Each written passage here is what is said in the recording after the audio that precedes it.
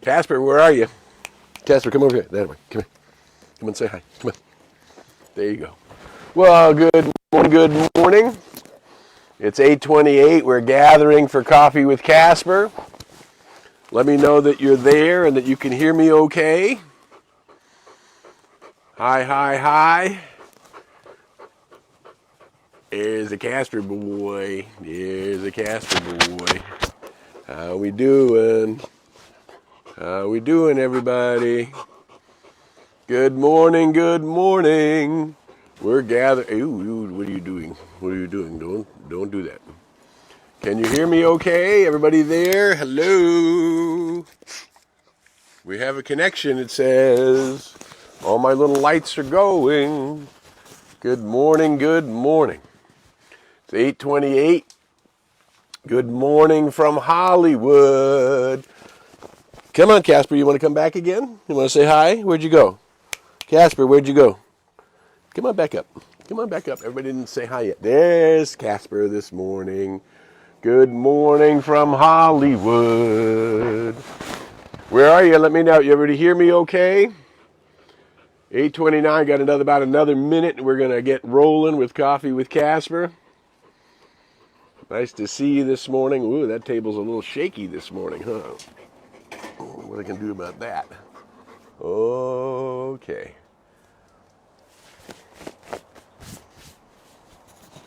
I hear you from Chino Valley, Arizona. Good morning, Reginald. Good morning, good morning. We're glad to see you all this morning. Thanks for coming in. Let me know where you are so we can say hi to people. So far, we got Hollywood and Arizona. Who else is coming in? It's Tuesday morning. It's 8:30. It's time for Coffee with Casper. Good morning, good morning. So let's everybody... Let's take a deep breath. Simply let go.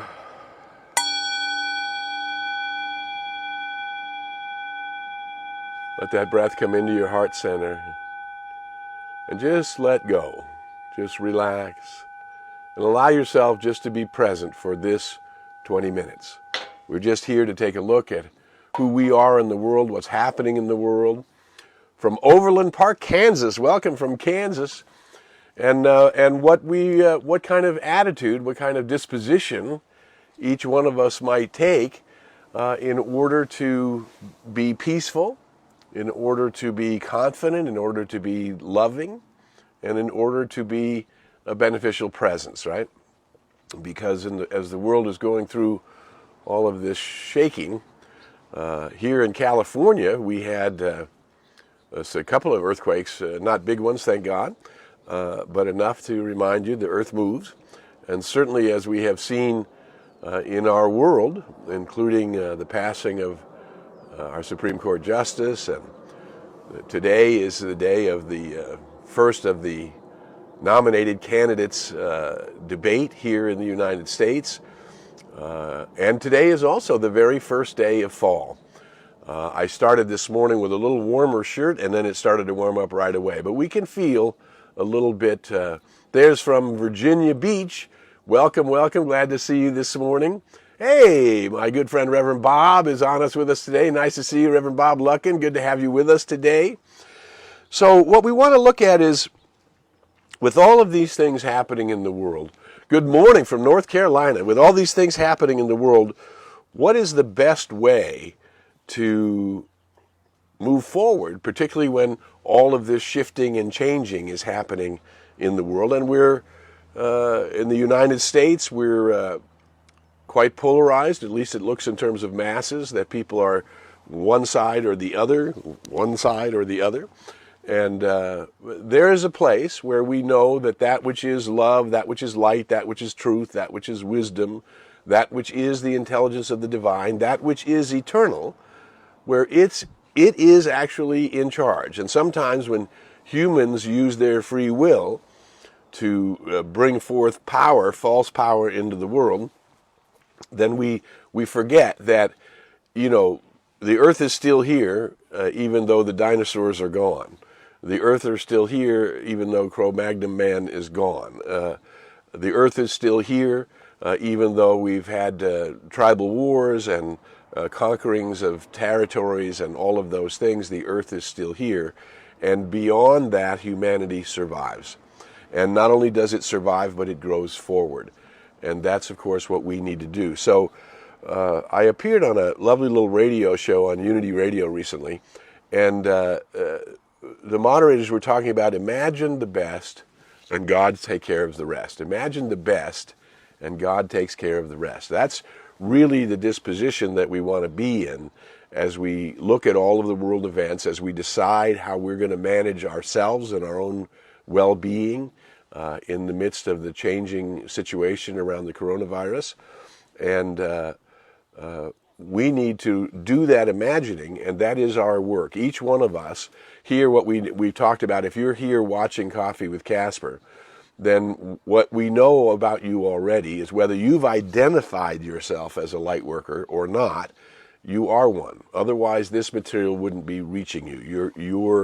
You're poking and hunting, and who you're affiliated with and where your vibrations are would not be, this wouldn't be reaching you if you were not a light worker. In fact, the very intention of these programs is to talk to the light workers, to bring a sense of confidence and peace to those light workers, and to let you know that your work, that your unique gifts that you're bringing into the world right now are part of a divine assignment, something that you've been preparing to do for probably lifetimes. That this time requires us to focus our awareness upstairs, what we talk about, to this I am presence. You know, I am an immortal spiritual being, superior to my mind, to my body, and my experience. And this is this I am that I am. And one of the things that we've talked about is that the external world is the activity of the law of the circle as it comes back to you. That each one's consciousness, the sum total of their awareness, everything they've ever thought, said, done, or felt, contributes to your consciousness. Your consciousness is the use you've made of the I am presence, which is far more magnificent than any use we've already made of it. Even though, oh boy, I bet if you take a memory sweep of your life and look at the moments of love, the moments of connection, the moments of belonging, things like the birth of children and grandchildren, the opportunity we've had to befriend four-legged creatures throughout our lives, various dogs and cats and whatever, horses or whatever kind of critters that you've been aligned with. All of the great opportunity you've had to participate in the expanding of technology, which we're doing right now. Right now, the capacity for human beings to broadcast is greater than it's ever been before. And here, when we had the world shut down, we had a technology that allows us still to connect in these various kinds of Zoom and platform meetings, Skype and the like, that are prevalent all over the world now. So we've been very fortunate, and so that fortune is coming from your consciousness. Now, even though we have the monkey mind, that part of us that goes down the rabbit hole and is worried about fear and doubt, and oh my God, I'm sweating, do I have a temperature, and oh my God, does that mean I have COVID-19? No, it probably means you're hot, and it could be hot outside, right? That the monkey mind will take a little bit of information, and if it has fear in it, the monkey mind does. Those are those neurotic thought patterns. You know, they say that 97% of our thinking is repetitive thinking. What I have often said is that means you have a 3% chance of finding a new thought, a new inspiration, a new idea that will take you further. So if we're relying on the monkey mind, we're spinning and we're looking at the fruits of our consciousness. Just like a tree has fruits, right? And we look at the tree and we say, tree bear fruit, or I'm so glad the tree bears fruit. And then we go, oh, these oranges are the best oranges I've ever had. And then the cycle finishes until the tree wants to fruit again. And we go, what's wrong with the fruit? There's nothing wrong with the fruit. And where did the fruit go? We forget the fruit is coming from the tree. And the tree is nurtured in the earth. Here, just on this side, I have two big ice plants, one of which the porcelain pot that was in is cracked. And that soil has expanded in there as the roots of that pot of that ice plant have gotten much bigger, and that ice plant that has more room in the roots is much bigger than the one that's right next to it, which still has the pot contained. It's not broken. So what we see is if we put our attention on the tree and how the tree is rooted, and so if we consider ourselves a tree, we would be, I am a human being, and my soul, this I am that I am, is rooted in the infinite. And if we put our attention on nurturing the tree and the roots and its environment, meaning, do you have a bunch of negaholics in your world, or do you have positive people in support of your world? Do you have fearful people in your world, or do you have faithful people in your world? And as a matter of fact, this Sunday I'll be lecturing in a center called One Heart, One Mind, doing a talk with them about the very nature of faith. And what we know is when we're grounded in a faith that knows there is this one power, and this power is perfect and whole, complete, and that I am one with that power, and therefore everybody is one with that power, we begin to take a compassionate stand for justice. And what does that mean, a compassionate stand for justice? It means the universe has given its gift to everyone. And regardless of appearance, everyone is valuable, and everyone's vibration is necessary in the whole. And this has been determined by the very roots of our existence, by the very birthing of ourselves into existence. The I am that has birthed us into existence has determined that we are essential.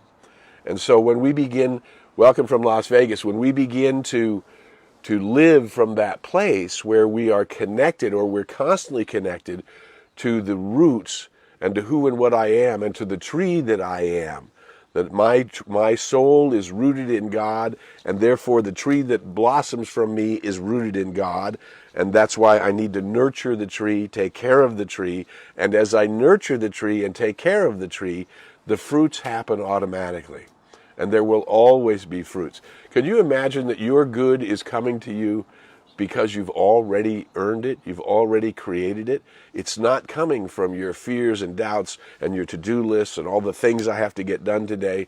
It's coming from that which you've already planted, and that which you've already nurtured, and that which you've already allowed the sun to shine on and the waters to touch the roots. That's bringing forth the good that's in your life, the good that's on your table, the good that's the roof over your head, the good that's your capacity to move and transport yourself in the world. All of this good is coming to you from who you already are and what you've already done. So what we want is that good to expand. We want that good to keep growing and expanding. And that's not determined by age or weight or color or creed or race of ways of being. It's not determined by anything other than where your attention is. Are you putting your attention on your own desires? Again, Liz, imagine the best, and God takes care of the rest. And there was that line from Ralph Waldo Emerson. He said, but you need to get your bloated nothingness out of the way of the divine circuits. Getting your bloated nothing. And people hear, bloated nothingness. I'm not bloated nothingness. No. The part of you that is the spinning and the fearful and the doubtful and the worried. Worried is just backwards prayer. It's not taking you where you want to go. That's the part of you that if you're imagining the best and then you sit around and worry, you're sucking all of the potential out of the divine circuits, because you're saying, on the one hand, I'm imagining the best, and on the other hand, I'm expecting the worst. Well, that you can see what a mess that's going to make. How is the universe supposed to respond to that? You're giving it more than one message, so it gives you some of this message and some of that message, and you're getting the sum total of the whole thing, which is why we talk about you need to yoke your mind, meaning you need to put your attention, not keep looking at where is the fruit, but appreciating the fruit and putting your attention on the roots and the tree, and I am that. I am that which brings forth the fruit. And it's happening in this inner level, this inside level. It's what Henry David Thoreau said a long time ago. If you don't go within, you'll go without. And it's these conflicting inner things that are determining whether the fruit is sweet, whether the fruit is plentiful, whether there's a constant recycling of the fruit. I have another tree here in our side yard here that is a deciduous tree, meaning it loses its leaves. But this tree doesn't just lose its leaves once or twice a year. It loses its leaves 4 or 5 times a year. And the process of the leaves coming off is the change of color, and then the winds begin to blow, and then the leaves drop. And it takes 2 or 3 or 4 weeks for all of the leaves to come off. And it's a lot of blowing with the blower because of all those leaves, right? And then it's an amazing thing, because then you look at the empty rooted tree and then you think, oh, well, it's going to take several weeks for it to grow back. But those leaves grow back so fast. Within a week, the tree is full and green and vital all over again. So I don't worry about that tree when it loses its leaves, because I know those leaves are going to return multiplied and come back fast. Those are the fruits. Those leaves are the things on the outer edges, just like the fruits are the things on the outer, the very extreme outside of the tree. And it's coming from inside the tree. The life of the tree itself is bringing forth the fruit. And that's how it is for you and me. Our consciousness, the life that we are making out of the sum total of our choices, is bringing forth our fruit. If you've had good fruit in your life, then what you can know is your consciousness is going to bring forth more good fruit. And the more you put your attention on rooting yourself in the tree, whose nature is love and light and beauty and appreciation and freedom and harmony and justice. And again, how do we stand for justice, particularly when you're looking at all the politics around the word justice right now? Justice is an inner stand. It's a stand to do and to stand for goodness. When I make a commitment to justice, it's a stand for goodness. And that goodness can come out in multiple forms, so many kinds of forms, but it's my stand in the goodness that brings forth goodness. And that's what our mission is, that we can say to those scary thoughts, I see you, I love you, I will not be with you. Many of you who've spoken with me over the years know I often talk about my teenagers learning how to drive. And we did a good job of teaching them. We wanted them to learn how to shift a manual vehicle and have the attention on driving. And so they learned first in a parking lot with a manual drive, and then as they progressed, they got their permits and so on and so forth. But before they got the permits, I'd already been teaching them these skills. And sometimes they would sit in the back seat of the car and they would say, Daddy, can I drive here?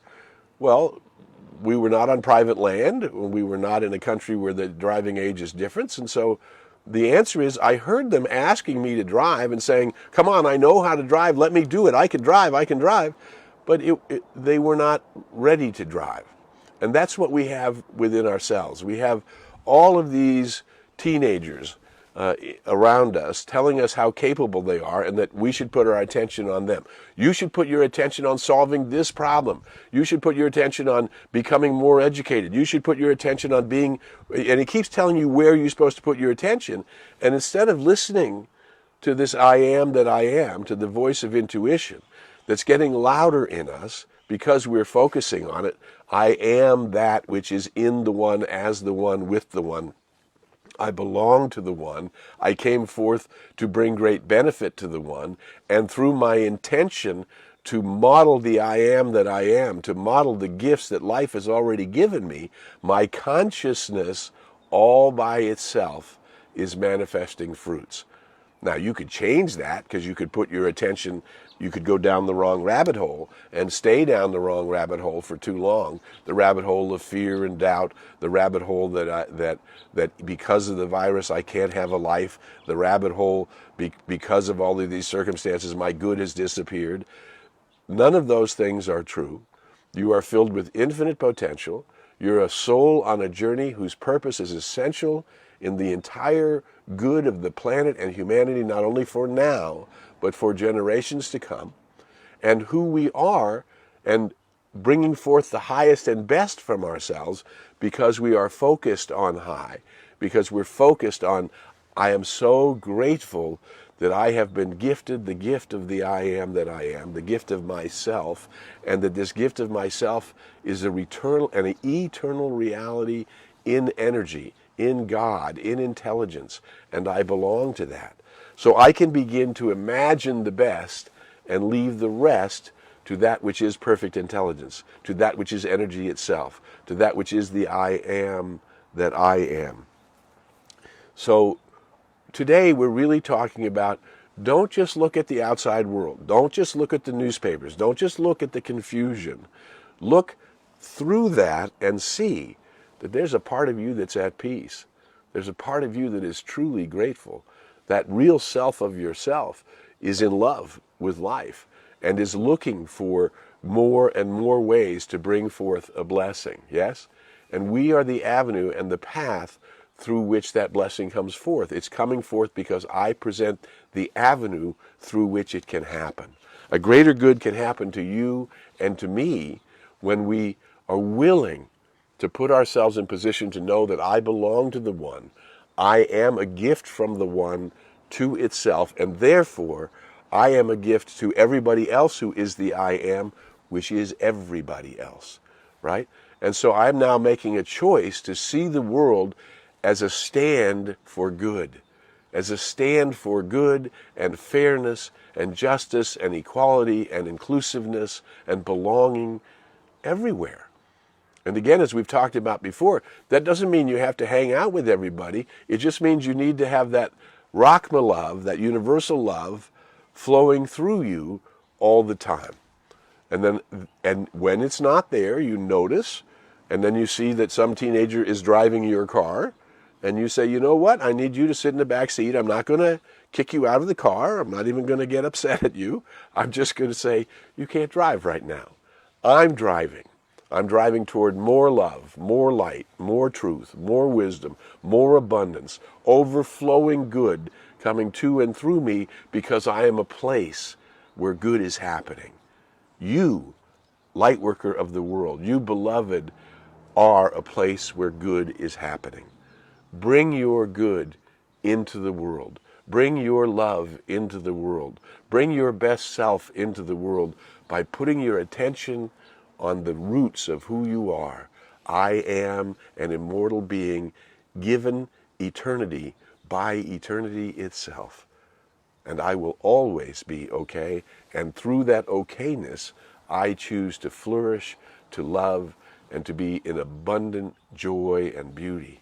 All of it is yours, and you are welcome. Thank you for bringing your light into the world. Share this video wherever you know it can do some good. The more people who see it, the more those vibrations keep working on, the more we have more light workers waking up to their own cosmic importance and the greater good we do in the world. You can now find us on the YouTube channel. You can just Google Coffee with Casper on youtube.com and or my Facebook page. All of them are archived up there. I love you. I bless you. Our 20 minutes is up. Coffee, Casper, you going to come here? You going to come up one more time? Coffee's right below me here. Here's Coffee. Come on, one more time. So Casper and I say thank you for being with us until you meet again. We meet again. We invite you to go in the light, as the light, and with the light. May the long-time sun shine upon you. All love surround you, and the pure light within you guide you on your way. See you next week on Coffee with Casper.